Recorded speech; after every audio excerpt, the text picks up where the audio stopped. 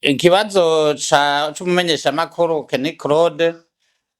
twebwe mwishirahamwe nabariza turababazwa n'umunyoro wari we wese apfunzwe kuko ntituraba ngo uyu muntu yapfunzwe asarukire institution iyi cangwe iriya mugabo birababaje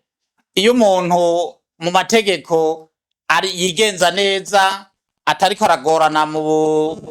mahero vy'ukuri uwo muntu yategerezwa gusabirirwa cangwe guhabwa ica kane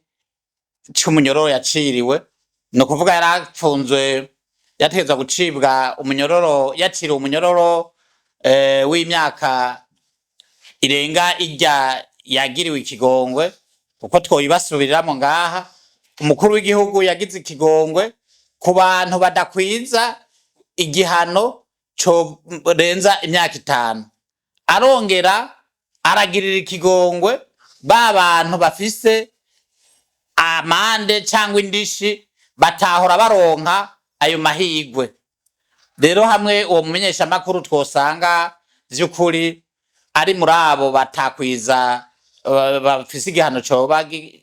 kiri mu myaka 5 cyangwa akaba yararengeje icakane c'umunyoro yapfunzwe bajaciriwe nta kibuza turagishira mu bindi mu bandi tuzoza gukurikirana nawe tuzosaba bijejwe rya mugwi nawe nyana tezurirwe kuko mu gukora icaha cyangwa umuntu yagirizwa se barundi noneho yarabivuze neza nta muntu yozira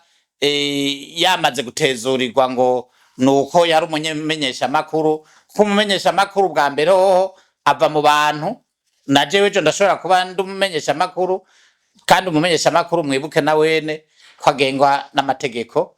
agenga kino gihugu yarenza akarimbi niho twahanurira abamenyesha makuru bose ko two kwirindana cyane cyane muri no misi himirije n'amatora nizo dusanga aritwe twahaye amamikro abagomba gukokeza hanyuma izo mikro zacu ugasanga zihavuye zitugeza ahantu hataryoshe.